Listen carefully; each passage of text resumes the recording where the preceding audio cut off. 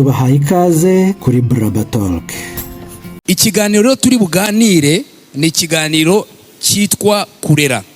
Ndavuga iminota 30 gusa, ndizera ko Imana imfasha mubayiriza iminota 30. Nyuma yaho tuze kuza gufata umwanya wo kuganira. Natekereje impamvu ki n'abandi umwe mu bantu batekereje kuza kwigisha ku bijyanye no kurera, sanga hari impamvu eshatu nyamukuru abari inyuma bakurikire. Impamvu ya mbere ntekereza yuko mu minota 30 wantega amatwi, impamvu ya mbere nuko naravutse mvukira mu muryango nk'uw'abana bawe bafite. Naravutse, icyo ni cyabyo. Niba naravutse rero ubu ngize imyaka nge sininya kwivuga, kubera ko ngewe nakuze mu muryango w'abantu bakijijwe, nkareba ukuntu ubuzima bwanjye bwagiye buhinduka. Abana banjye simbarera mbabwira ngo ndabamena, ariko mpora ndi sensitive, no kuvuga mpora mfite akantu mu mutima kavuga ngo nanjye nuko nari meze nkiri muto, so niba naje guhinduka abanjye bazampindukana, ariko ntabwo bazahinduka, ndabisengera. Icya kane ni inshingano, it's a responsibility. Na munyemerero mbereke vuba imirongo muri Bibiliya, ko nababwiye ko mvuga iminota mikeya. Imirongo muri Bibiliya ibiri abantu benshi bakunda gushingiraho iyo bavuga ibintu byo kurera. Umurongo wa mbere ni wundi Didier dusomeye, ni wanditse mu Migani 22:6, uvuga ngo menyereza umwana inzira akiri muto, azarinda asaza atarayivamo. Ahantu hose uzajya mu biganiro bigisha ibyo kurera, muzasanga bavuga Imigani 22:6. Umurongo wa kabiri bajya bavuga ku bintu byo kurera, cyane cyane urubyiruko ruranga muri sare, ni wundi uri mu Kuva 20:12, havuga ngo wubahe so na nyoko kugira ngo uramire mu gihugu Imana izaguha. Ngewe rero nabongereho indi 30. Iyi ni bonane y'uno mwaka, niba ariko nabyite. Iriya 30 ikurikira uzayongere kuri iri 2, none ugira 5, sibyo? Ugira ibice 5 bigufasha muri parenting. Umurongo wa mbere nuri rero mu Migani cyo cyaka 23, haravuga ngo rinda umutima wawe kuruta ibindi bintu byose birindwa, ngo kubera ko aho hariho iby'ubugingo bikomoka. Babyeyi muri aha, verse ya 3 iza idufasha mu kurera abana, nukurinda imitima y'abana banyu. Ntabwo gusa ari ukubatoza, nta nubwo gusa ari uko abana mugomba kumvira ababyeyi, ahubwo kurinda umutima. Mu Cyongereza haravuga ngo be careful how you think, your life is shaped by your thoughts. Abana bawe ntabwo bicwa n'ibituruka hanze, bicwa n'imitima ibarimo. So umurongo wa kabiri wa 3 kuri ayindi 2, rinda umutima wawe. Icya gatatu mu Baheburayo 10 umurongo wa 4, Abaheburayo 10:13 haravuga ngo muterane umwete, cyangwa se encourage each other. Hejuru rero kurinda umutima ndaza kubigaruka mu kanya. Umurongo wa 3 Bibiliya itwigisha udufasha mu kurera abana, nukurera abana bacu, nukubashyigikira, nukubankuraje. Umurongo wa nyuma rero ni mu Migani 29 umurongo wa 18. bijya bimbabaza ukuntu ya murongo wo mu Migani 29:18 bavuga ngo ahatari yerekwa ngo abantu bigira ibyigenge cyangwa bararimbuka. Mwari muzi ko kimwe mu mpamvu zituma abana bacu barangiza bagiye no mu byo bagiyemo, namwe urubyiruko muri aha ngaha, ubuzima bwanyu nibubyara umusaruro, nuko ubuzima bwacu budafite yerekwa. So abana bawe bafitiye intego y'ubuzima. Reka mvugira mirongo nihuse vuba. Umurongo nabaze mabwira mu Migani 4:23, hari umuntu mu Cyongereza wavuze kari akanda gakunda, aravuga ngo the top priority as a parent is not to shape my children's actions, it is to focus on their hearts. Mu Kinyarwanda ni nko kuvuga ngo ikintu cya mbere umubyeyi akwiriye gukora kuruta ibindi byose si ukugenzura imico n'ingeso z'umwana wawe, ahubwo ni ukurinda umutima we. Muzi impamvu? Nuko actions ziva muri heart. Ibikorwa biri umwana wakora biva mu mutima. Nibyo rongeye gutangira kubereka ukuntu abana bacu bapfa imitima, namwe rubyiruko muri aha, ukuntu imitima yacu igenda ipfa. Ni kuvuga niba ushaka parenting, ntabwo ngewe ndibuvuge Migani 22:6, ahubwo nayo ngumbwire ababyeyi bari hano, urubyiruko ruri aha ngaha, kugira ngo mumenye ngo ibikorwa, imico, ingeso, ibyo Ernestine yakoze n'ibyo nakoze, ntabwo tugomba kubigenzura ku bikorwa, ahubwo ni ku mitima.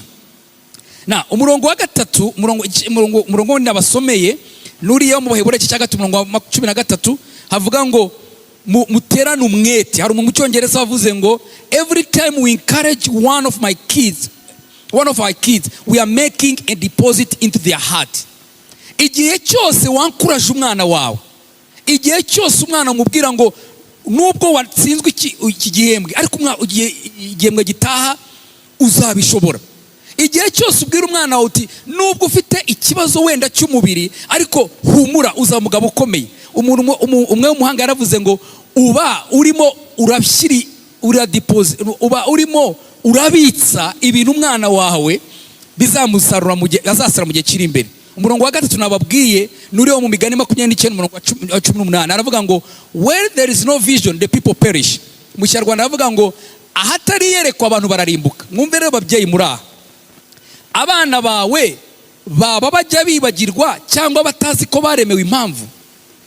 So kimwe mu bintu bishobora gutuma abana bawe baba strong, namwe rubyiruko muranga bigatuma muzabagabo nyabagabo, ni ugufasha abana bawe kugira vision, kugira iyerekwa. Buri impamvu ubona abanyarwanda dufite imbaraga nuko dufite iyerekwa, dufite aho tujya. Rero naje kwiga nsanga abana banjye ikintu gishobora gutuma barushaho kuba abagabo nyabagabo ni ukugumya nkabaha iyerekwa. Ejo bundi umwana wanjye mutoya witwa Kefa wa gatatu mperutse kugira nararyamye nijoro suzu ukuntu byanje muravuga ariko umwana wanjye wazamubwira ko nifuza ko aziga ishuri rya Bibiliya kandi afite imyaka 6. Ndamubwira Kefa, uziko nzakujyana mu ishuri rya Bibiliya? Uziko yambwiye ngo ahubwo dadi ngo ndeka mpagarika aho nigaga mpite ndijyamo. Kubera iki? Nuko buri umwana ibyo isakora yibwira ngo niko kazi ka mbere keza kabaho. Buri umwana wanjye aziko the best job in this world ni ukubwiriza. Iyo nazanye n'abana banjye gusenga banga ko babicaza hari inyuma, babashaka kwicarana nanjye hano.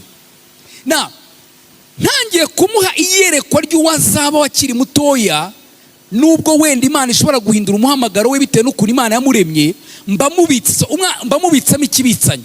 So nibiravuga ngo rero ntabwo iyi verse Migani 29:18 ireba gusa amatoro na za kampani na za tempo nk'itorero, ahubwo no mu rugo rwawe birashoboka ko abana bawe bajya bibagirwa cyangwa batazi ko baremwe bafite impamvu. Reka ngaruke kuri za mpamvu zimwe navuze eshatu muribuka, zimwe natangiye zivuga yuko impamvu hari ikibazo hagati y'abana n'ababyeyi. Icyambere navuze yuko isi irahinduka kandi buri munsi. Reka mbere kukundi isi hinduka.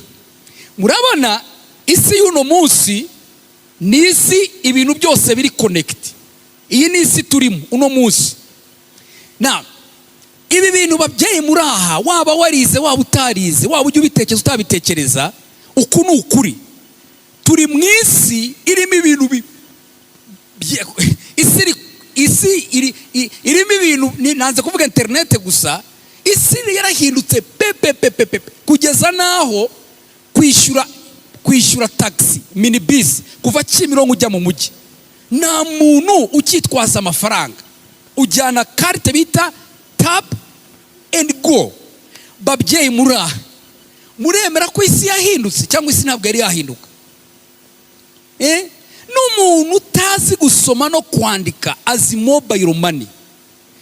Abantu muri aha mwize birebuze kubatangaza ko ibi urabizi, ariko wajya mu kurera ntibihinduke ikigufasha kuyobora abana bawe.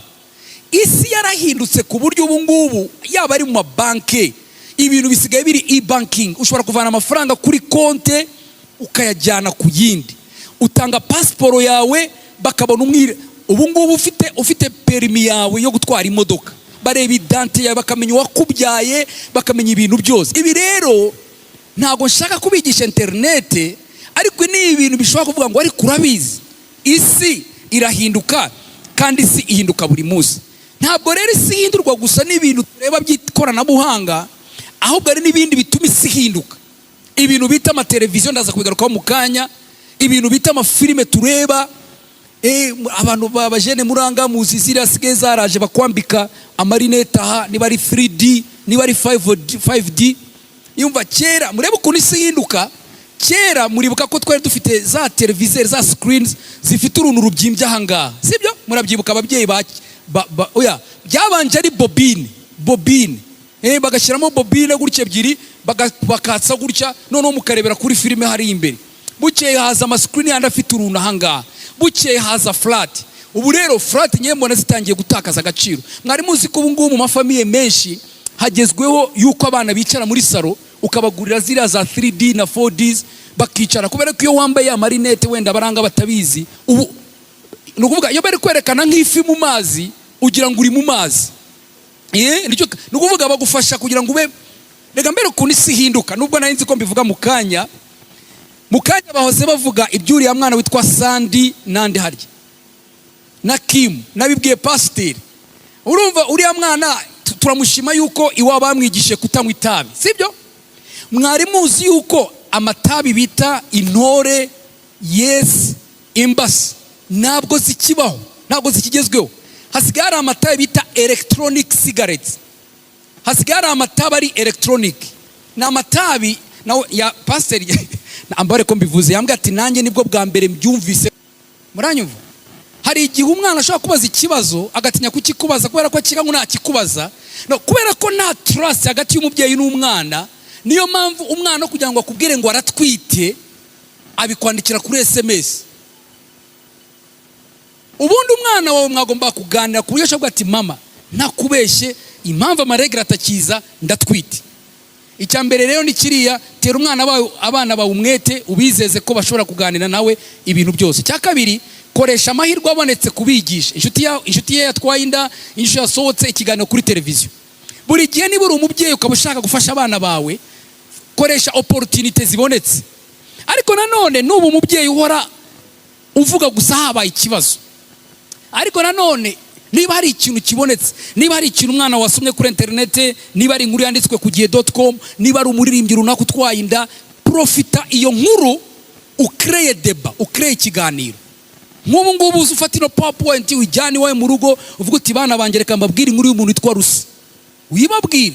So koresha inkuru yari yose kandi ihute vuba vuba. Ikindi, ujye wumva cyane kuruta kuvuga. Tekereza ku byo ubajijwe, umubaza ko icyo wumvise ari cyo yavugaga. Hari ababyeyi bamwe batumva umwana. Abajene muri hasi byo ra mama kamera nkaho yakumvise kandi ko mutima masibyo navugaga wanyumvise nabi. Ni handi umuntu atangira kuvuga ibi ngibi n'amakouple, ko ntago tumye amakouple. Hari umuntu utangira kuvuka mu cyamo cyangwa ati nabyumvise njyewe sinakuza sinabaye nkawe. Oya, ujya wumva uceceke abanza avuge arangize, kuko kenshi impamvu muhorana n'amakimbirane ibyo umubwira ntabwo ibyo musubiza si byaba yavuze, avuga ibikumva ibindi. Noneho wamusubiza. Muzi ko hari igihe ngewe nababaye mu ibyo yavuga ngo by'ubucakura, hari igihe umwana agera ijya bati mama sinzongera kumubwira na papa kuko ibyo mbabwira niba byumva. Do you know why? Kenshi hari igihe buriya iyo ugiye kuvuga utekereza ibyo uri busubize umuntu atarakubwira. N'abantu bubatse ngiryo kosa dukunda kurikora, ugasanga umugabo ntago afata umwanya ngo yumve umugore, ahubwo utekereza ibyo uri umusubize agitangira kubwira impamvu yagukerereje kujya mu bukwe. Wita umugore uti no mu kwa gatandatu w'igitaha warabikoze, no kwa gatandatu w'icyaro warabikoze, na cyagiye tujya warabikoze, yewe na cyagiye cya mariage mu myaka 15 iciyeho uribuka ko twakererewe akarere. No kuvuga ibaze umuntu ari kubwira ibintu nturi ko byumva, ahubwo iminsi yose ufite reference yo muri 87 igihe mwakoraga mariage Nyakivara. Ibaze muri Kimironko reference ni Nyakivara. So ntabwo reka umwana avuge wumve, reka arangize inkuru so umwumve. Kandi buriya kumva ntago ari ugutega amatwi gutya. Ababyeyi muri aha murabizi, ushobora kureba umwana ukabona ko ari umunyakuri cyangwa atari umunyakuri, ariko uzi impamvu utagisoma geste nuko uba umubwira uri kugira gutya scrollinga telefone. N'umwana nawe rimwe na rimwe baba barimo baramubwira ugasanga ntago arimo arumva, wenda afite bijya binsesa. Ari yo umubyeyi abwira umwana ngo kuramo ibyo bintu mu matwi, kuramo ibyo bintu mu matwi. None abana b'iki gihe rero ni abahanga, agakuramo hano agasigarana kanda, ukumva umubyeyi aravuze ngo sinabivuze kuva kare. Oya, speak ikuye hano ibivuga. So we ari kukumvira aha. So so niyo mpamvu nawe ubwawe ntiwumva ko ibyo bakubwira ntago abiryo umuntu atega amatwi. Icya gatatu, ntugahite ufata umwanzuro umwana kubaje ibya sexe ndetse ntibivuga ko abikora. Subiza mu buryo bworoshye, mu kuri bigufi kandi usubiza ikibazo. So niba hari ikintu ubu ngubu nababwiye twabaye computerize, n'abana bura ntago bashaka inkuru ndende. Ntago bashaka inkuru ndende, just be brief. Bimubwira ibintu birebire. Ego n'abana namwe urubyiruko muri aha namwe ntimukabe computerize. So ujye wubaha igitekerezo cy'umwana, mubwira icyo atekereza, indagaciro kawe, mufashe nawe ibyo atekereza, umwizeza ko ari umuntu usanzwe. Bwira umwana ko ari umuntu usanzwe. Muziko namaze kubona yuko ibi twita ngo bigezweho, na kera hari ibyo bibazo. Ntabwo bingi bigezweho ari bibaye ubu ngubu, na kera hari ibibazo, na kera byari bigezweho. Papa wanjye afite ifoto nuko atakiriho, afite ifoto yambaye agapantaro kamufashe gutya hano hasi birekuye. Mama wanjye mu bukwe yari yambaye mini. Abana rero ubwo bukwe bwabaye ryari muri 73 mini zahozeho. So ntabwo mini zije ubu ngubu. Abana burara mubwiruka ngo utwo dupantaro twawe, akavuga ngo mama namwe mwaratwambaraga kera. So ni kimwe. So ibintu bya kimwe ntabwo ari byo byakemura ikibazo. Buri generation igira ibigezweho. Ikibazo ntabwo ari ibigezweho, ahubwo ikibazo ni imbaraga z'umutima n'ukuntu atoje umwana wawe kugira ngo abive. Ikindi, igisha umwana wawe kuko afata icyemezo ku bijyanye na sex, umutozo uko yakwikura mu bihe bikomeye. Nibyo nabuze mbabwira, twavuga muri cya kiganiro twahereyeho. Umwana wawe ntukamutoze yatahanye ikibazo, ahubwo ujye umutoza kare. Ntukabe reactive, ujye uba proactive. Ntugatekereze ko akora ikosa ngo ubone kumuhana. Icyanyuma, wemere igihe udafite igisubizo, mushakire hamwe, muganire mu gihe yumva atekanye, hari igihe yumva yaganira, hari igihe yumva yaganira n'undi. Ni umwana wawe yumva atari comfortable kuvugana nawe, akaba yumva yaganira n'undi. Reka mbabwire nk'akantu keza n'urubyiruko muri mu byumve n'abantu bashatse. Hari igihe uvuga ibintu byiza ariko bivuga mu gihe kitari cyo. Uzi kubwira umuntu agiye gukinga urugi rw'imodoka, mama, ariko abana abafite bari batoye, mama ugiye udasinye homework, ni urugero mpereye aho ngaho. Ariko si byo byonyine, buri hari igihe ushobora kureba umubyeyi ukavuga ngo umubyeyi igihe harimo ntabwo ari igihe cyo kumva, reka murindire nze kumubwira atuje. N'ababyeyi rero ni ibyo ngibyo. Murabizi abantu mu izina rya parenting, ntugahane umwana wawe urakaye. Ujye ubanza umujinya ushire, nushira ubone kumukubita, kuko ukubise umwana urakaye ushobora no kumwica. Icya kabiri, ntugakubite umwana ufite stress. Mwari mwajyana mugasanga cash power yashize, umuntu akagira stress ya cash power, umwana amena ikirahure ukamukubita, utamukubitiye ko amena ikirahure, ahubwo kubera stress ya cash power. So iminsi yose ujye control your behavior, your emotions, kuko niyo mpamvu amakimbirane atarangira. Ushobora gukora ibintu byiza ariko mu gihe kitari cyo. Banza ushiremo stress z'ibibazo wagiranye ku ishuri mbere yo kuvugana na mama. Reka nsimbitindeho. Na akandi kantu kangombwa, akambere karu kuganira, aka kabiri twakora iki? Tangira kare kandi uhozeho. Ntabwo muzajya guhindura abana baramaganye na ba Ernestine. Tangira umwana wawe akiri mutoya, agifite kuva ku munsi wa mbere avuka, utangira umutoza. So nibyo mubona uyu mubyeyi wari murabwira kano kana kakiri gatoya. Aha ngaha ntabwo ari kumubwira electronic cigarette, ariko arimo arategura umwana akiri mutoya. Babyeyi muranga muri generation yanjye, mubabwire hakiri kare inzira z'ikigendwa. Niyo mpamvu Abanyarwanda bavuga ngo igiti kigororwa kikiri gitoya. Icyakane muri uko mubwira amacenga ntabwo ari mabi. Wenda urubyiruko mukanya muze kutubwira kuki ababyeyi bagira amacenga arenze urugero. Murabona uriya mubyeyi amacenga afite, umwana yibereye kuri telefone, sinzi ibyohereza, wenda niga no muri yeri karayemerewe, mama we arimo arareba ati reka ndebe umuntu yandikira, reka ndebe umuntu yohereza. Rero ikintu kinsetsa muri kino gihe nuko ababyeyi ntabwo mubizi, umwana ashobora guhindura image afite telefone dans une seconde. Yarebaga ikintu agakanda hano, urabona hano telefone itizima. So urambwira arababyeyi ngo ntuhindure urutoki rwawe rukomeze gutyo, afite telefone hano. So agakanda, iyo ukanze smartphone zose usanga image iragenda. Utatse ati mama ati ifite password, mu gihe arimo arashaka ashyiramo code agahindura image yarebaga. So ntabwo nabonye umwanya kubera ko naye kujya kubirebire. Abantu muranga mwiza ibintu bya IT, muzabwe na passenger zabigisha. Haje system, urubyiruko muri mu byumve, nanjye nzabyiga, abana nyine bakuru.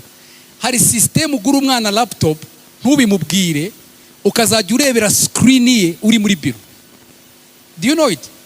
Murabizi? Ushobora kugura umwana phone cyangwa computer, ugashyiramo application ituma sharinga screen atabizi. niyo mpamvu urubyiruko mujya mwitonda, kuko niba ufite umubyeyi w'umu.com ashobora kuba azi every single details muri email zawe. Mbaho urundi rugero rworoshye, abantu mujya muri hoteli mukaramura filime za pornography, abantu bari kuri reception bamenya website ziri mu byumba ziri kureba filime za pornography. Niyo mpamvu abantu mutegura amanama muzumva abantu babwira ngo abapasiteri cyangwa abavuga butumwa iyo baje aha bareba filime za pornography cyangwa abakristo. Kubera iki? Ubu umuntu ashobora kumonitoringa screen z'abantu kubera na security. So icyo cyangwa mbabwire babyeyi muri aha, ndaza ukavuga mu kanya, nawe gerageza wishakashakemo akabaraga umenye n'ibintu biri kuba. Umenye n'ibintu biri kuba bifite akamaro. So murebe wa mubyeyi rero ko yaje kumera. Umwana yamwe arimo arirebera imbere, arimo arisekera, mama nyina amaso arenda kumuvamo ameze gutya. Ibintu byarangira biti? Amakenga ni meza. Babyeyi dukora iki? Rubyiruko dukora iki? Ukeneye ko iwanyu bazajya bajya gusomera screen ariko uzi kugira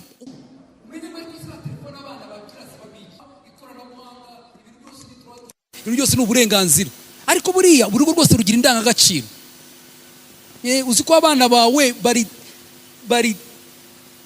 bari addicted kuri phone ku buryo n'abashyitsi abana bajya gukora mu mifuka y'abashyitsi bakuramo amatelefone. Uzi ko nawe bikoze isoni ko umwana ari gushora akabako mu masakoshi y'ababyeyi.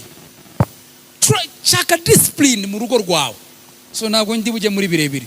Hanyuma ikindi, ishisho kirakomeye. Abajene muri aha naje kuransanga abajene benshi turahanga nanjye nishiremo, uko uyu muntu ambonye agira ngo ndi mutoyi. Kenshi mama wawe ntabwo ari friend kuri Facebook. Babyeyi muri aha, niba mushaka ibintu byiza cyane, uzabwira umwana utireka mbe friend wawe kuri Facebook na friend kuri Instagram, nta kibazo. So namwe bajene muri aha uzishimuti among many friends mama wanje ni friends. Kuko buri hari ibintu bimwe ababyeyi very simple. Niko umwana wafite Facebook page ukaba utari friend we, waranegirije. Nako vuga umwana wawe arakubeshya. Namwe rubyiruko nako vuga ngo mwamufite ibintu bibi, ariko buriya nibyo bibiri ivuga. Didi yawe zabaza pastor yavuze ngo ijambo rivuga ngo menyereza umwana akiri muto azenda sasa akiva ngo se kira relevant muzima, ntago icyo cyo relevant, ahubwo nitumenyereze. Ntago tumenyereze, kuko niba ari ukuri kwa Bibiliya icyo umenyereje umwana azarinda saza atarakivamo. Iryo ni hambe rya Bibiliya. So binshuti ye rero, hanyuma kandi arakandi gushaka kugeraho ngaka karavuga ngo tanga urugero, be a good digital role model. Aka kantu keretse abana banje barishima. Aba bana mubarebe, papa wabo ari kunywa icyayi afite laptop, umwana muri ruhande afite telefone, undi muri ruhande afite telefone, afite iPad. So murebere mumbwire iyi famille. So nukuvuga abana basubiramo text wero mibyo ukora. So wowe wicara ufite laptop ku meza, umwana ukamuti zimye telefone, buri ari abana umwana avuga ati ariko se papa wowe urumva zimye telefone nawe bandu zimye yawe. Now ushobora kumbura uti no kwizera abana b'iki gihe oya rwose oya buriya ari ibintu twita ubusirimu bitari ubusirimu. Ndabarahiye ngewe muri no misigaye mvuga ngo wama ngo nge mba mu nzu itafite wifi nta internet irimo nzemo nyiburi niba nane kwi discipline. So murebe rero ikibazo gihari rero nuko abana ntako de papa ukuntu ameze, reba umwana reba undi hariya reba ukuntu bameze. So tanga urugero, be a good digital role model. Hanyuma soma Bibiliya usengane n'abana bawe. Aka niko kanyuma ndizera nawe mvuga ngo akanyuma ariko aka niko kanyuma. Soma Bibiliya usengane n'abana bawe. Muri bya twavugaga ngo be a digital, be a role, be digital. Niba udasoma Bibiliya, niba udasengana n'abana bawe, niba abana bawe batakubona, urubyiruko muri ahangaha now imico abo twize ubushinda nabaje ngo ninde uko influence. So mushake ukuntu mwaba influence n'imico cy'ababyeyi banyu. Yohana 10:10 aravuga ngo nta kindi kigenza Satani kiretse kwica, kwiba no kurimbura. Ndangirize kuri aha muri Mariko igice cya 10 umurongo wa 11-11 Bibiliya ivuga inkuru y'umuntu wari umusore w'umutunzi, yari afite ibya mirenge. Bibiliya ivuga ngo he was a rich young man, yari umukire afite byose. Umunsi umwe araza abwira Yesu, aramaze ati none se Yesu mwigisha mwiza, nkora iki kugira ngo mpabwe ubugingo buhoraho? This is a very good question. Muri iki master? Nk'ubu ngubu ibi ngibi byose maze kubabwira, umwanzi Satani nta kindi kimugenza keretse kwica, kwiba no kurimbura. Uyu musore nawe ngo umutunzi yaraje aramubwira ngo nkore iki kugira ngo mpabwe ubugingo buhoraho? Ngo Yesu aramubwira ngo wumvise iteko rivuga ngo ntukice, ntukibe, ntukabeshye, ntugasambane. Umusore aramubwira, yari umusore baba ni mu gifaransa twita abantu vorish, agasore kakiri gato gafite kashe, gafite imodoka nziza, mbese gatunze pe, ariko kashaka no gukizwa. Uyu musore uyu mugabo ashaka gukizwa, arimo ngo amategeko yose narayubahije. Yesu aramubwira ngo none rero usigaje kimwe, genda ugurisha ibyo utunze byose uzunkurikire. Bibiliya iravuga ngo uwo musore ngo ahonga mu maso, agenda asubira inyuma. No kuvuga yari yarubahirije amategeko yose, kwica, kwiba, n'ugasambane. Hari igihe abantu babwira ngo ariko wakizwa, afatira ku bundi ko niba, ko nasambana, ko ntabeshya, ibyo bintu bavuga ngo dukizwe iki? Yesu aramureba aravuga ati uyu muntu afite ikibazo kimwe, afite ikibazo cyitwa crise d'identité. Yahindutse ibyo atunze. Murumva icyo yari afite? So yari yarahindutse ibyo atunze. Niyo mpamvu Yesu yarebye aravuga ngo wowe wahindutse ibyo utunze, none genda ugurisha ibyo utunze hanyuma uzunkurikire, ngwindi identity. Umusore arebye aravuga ngo ngurishije ibyo ntunze naba ndangiye. Muzi cya Kinyarwanda asaba ngo umuntu yarangiye. So Yesu aramubwira ati ikibazo uyu muntu afite, yahindutse ibyo atunze. Bantu b'Imana ndangiriza aha, mugabo uraha, mugore uraha, urubyiruko muraha, ntabwo turi ibyo dutunze. Isi yaguhaye identity, uhinduka ibyo utunze, ntukiri wowe, wahindutse ibyo utunze. Yesu aramubwira ati rero ntabwo umuntu ari ibyo atunze. Aramubwira ngo genda ugurisha ibyo utunze byose uzunkurikire. Uwo musore biramunanira.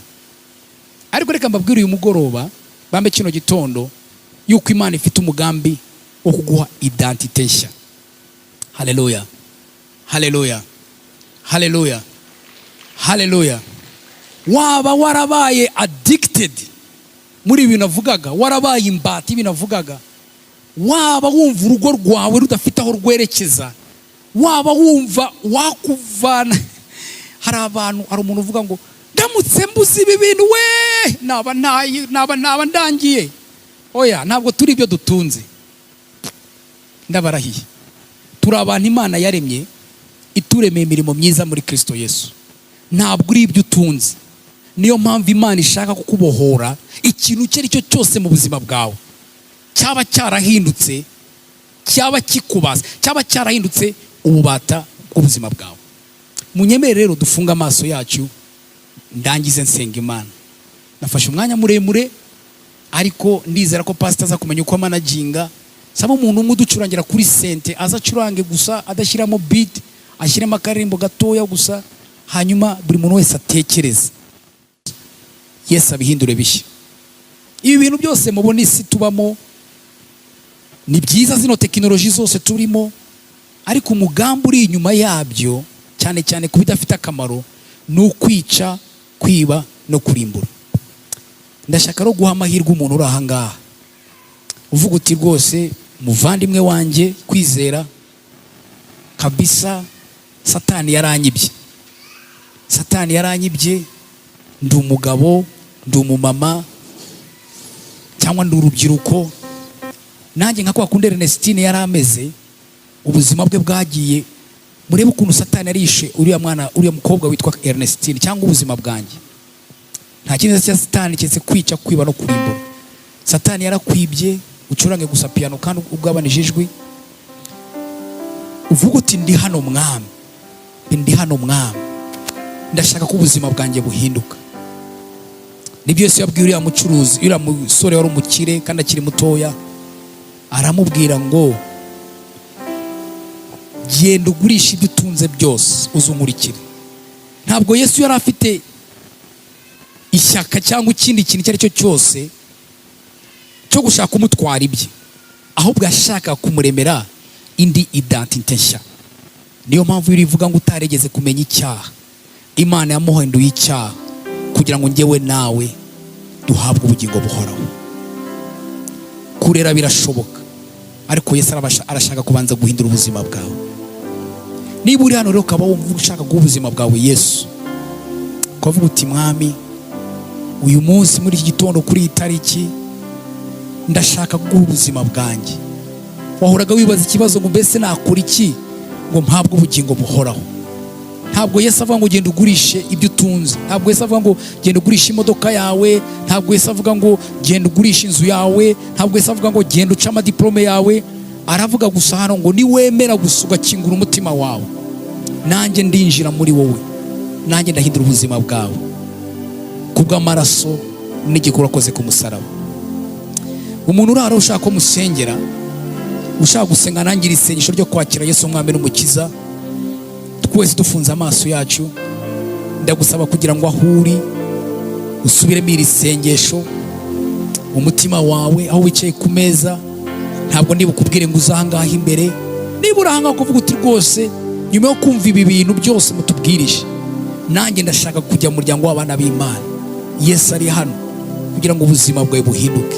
Ntumere nk'uriya mutunzi wasubiye inyuma akagenda abebera, uvuga uti nanjye ndashaka gufata kino cyemezo.